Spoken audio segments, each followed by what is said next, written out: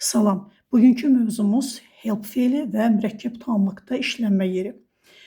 Help feilindən sonra obyekt gəldikdə özündən sonra gələn məsdər həm to'lu, həm də to'suz, yəni BR infinitiv işlənə bilər. Məna baxımından heç bir fərqi yoxdur. He helped me carry the boxes və yaxud da he helped me to carry the boxes.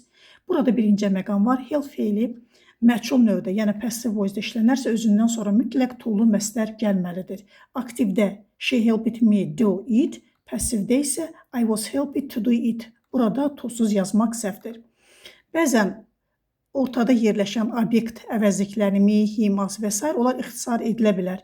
He helped carry the boxes və ya he helped to carry the boxes. Hər ikisi doğrudur. Göründüyü kimi he helpeddən sonra obyekt yoxdur.